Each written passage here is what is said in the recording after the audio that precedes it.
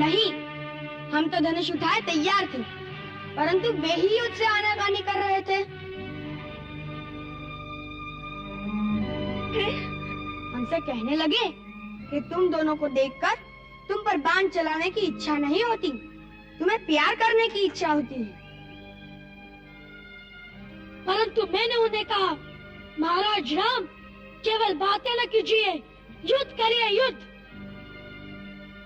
परंतु जैसे युद्ध आरंभ होने लगा, गुरुदेव आ गए और फिर उन्होंने तो युद्ध होने ही नहीं दिया।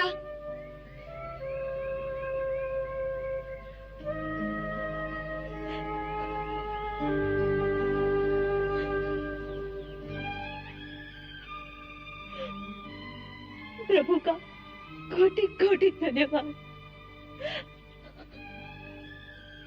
कि तुम लोग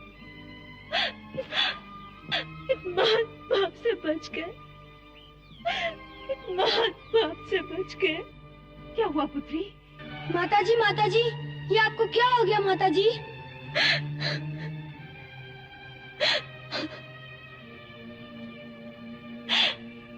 तुमने आज वो किया जो तुम्हें नहीं करना चाहिए था। इसका तो प्रायश्चित भी कठिन है।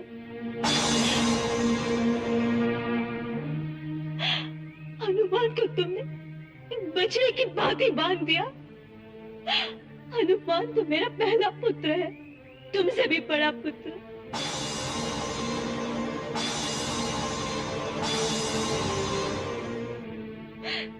भरत, लक्ष्मण, शत्रुघ्न, ये भी मेरे पुत्र ही है। तुम उन पर प्रहार करोगे तो मेरी क्या दशा होगी?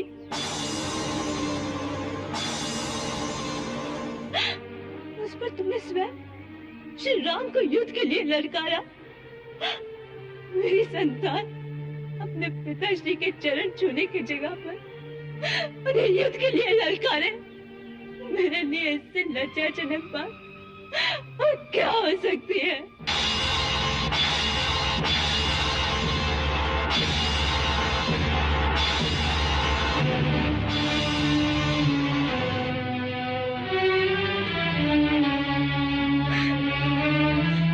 तुमने एक भी बाण उन पे चला दिया होता तो उसके पश्चाताप में मेरे लिए अपने प्राण देने के अतिरिक्त और कोई मार्ग नहीं रह जाता, और कोई मार्ग नहीं रह जाता।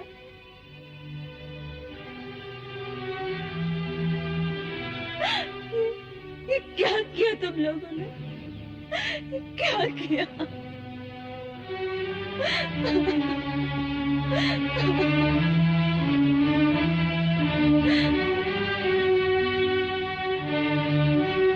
ये आप क्या कह रही हैं माताजी? महाराज राम हमारे पिताश्री हैं? हाँ पुत्र।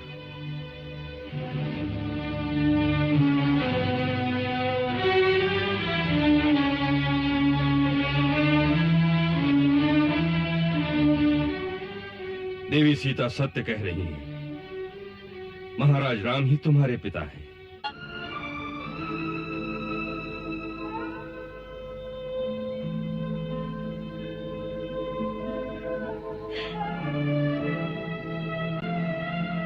तो क्या आप ही वो सीता है जिन्हें महाराज राम ने वन में त्याग दिया था?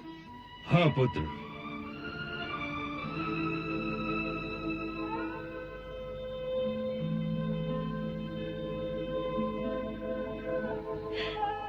मुझसे अधिक भाग्यवान और कौन होगा कि मैं उनकी पत्नी हूँ जिनकी तीनों लोकों में पूजा होती है। फिर ये बात आपने उनसे आज तक क्यों छिपाई?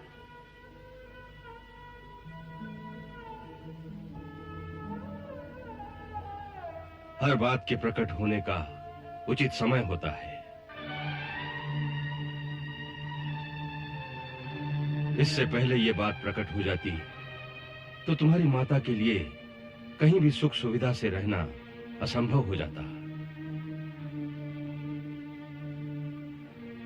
हाँ, अब वो समय आ गया है जब तुम्हें अयोध्या वालों से ये प्रश्न पूछना होगा कि उन्होंने तुम्हारी माता के पवित्र आंचल पर निंदा के धब्बे क्यों लगाए? इसी दिन की मैं इतने वर्षों से प्रतीक्षा कर रहा था।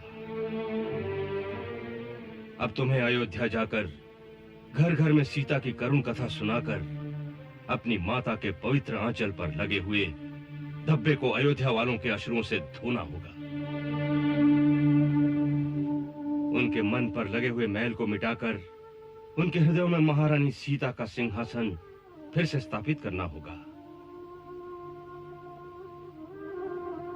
प्रजा का मत बदलकर उसे अपनी माता के सामने नतमस्तक करना होगा, जिससे उनके पाप का प्रायश्चित हो सके।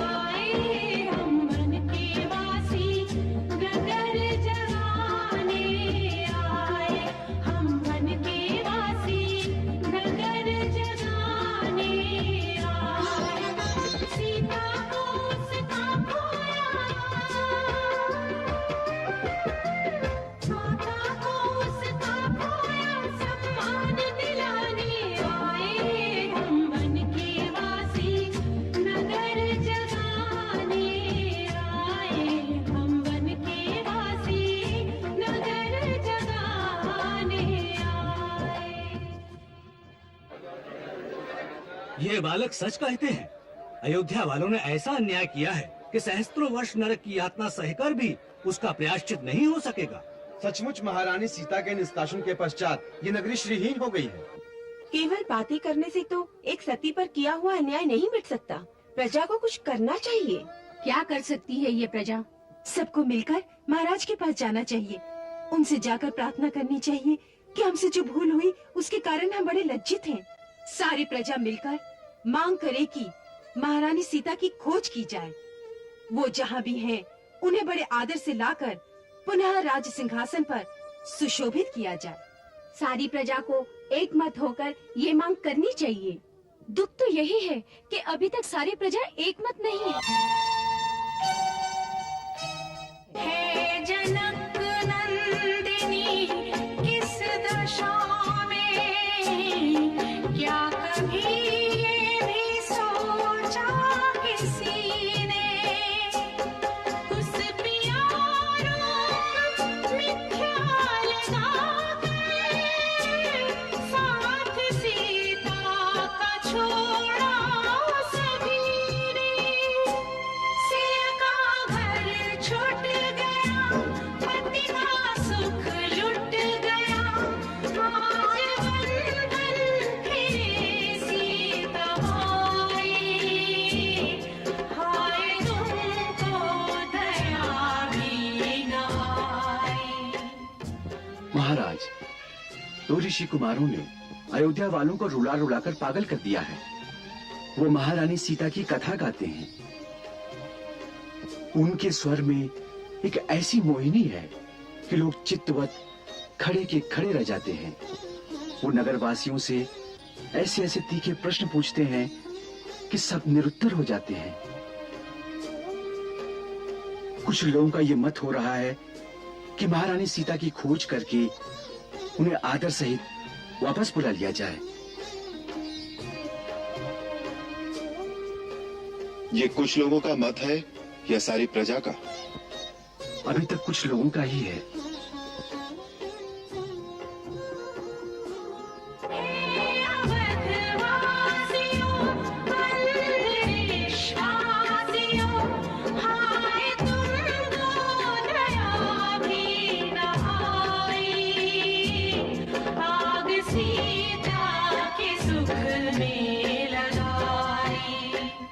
क्या ये वही गीत है?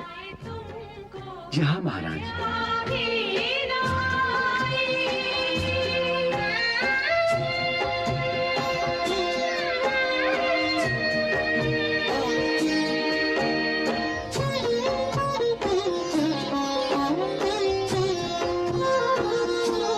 जिसने लंकेश को तुच्छ जाना, जिसने ठुकरा दी सोने की लंका, जिसकी हर सांस रघुवर को अर्पण, ऐसी सीता पे की तुमने शंका।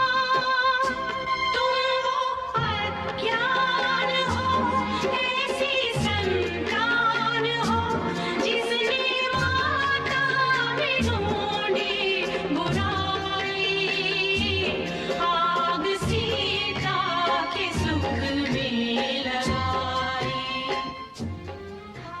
बच्चों, महाराज ने तुम्हें बुलाया है।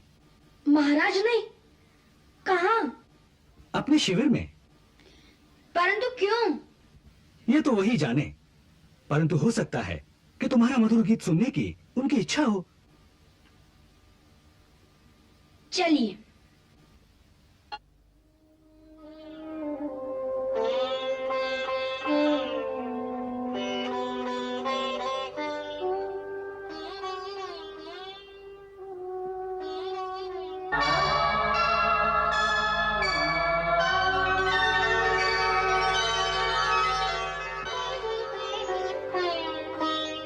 अरे, तुम दोनों तो वही हो।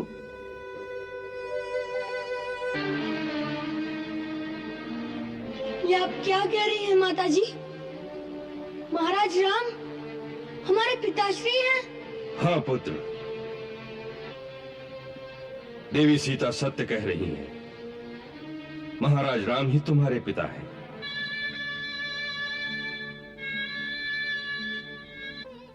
फिर ये बात आपने उनसे आज तक क्यों छिपाई?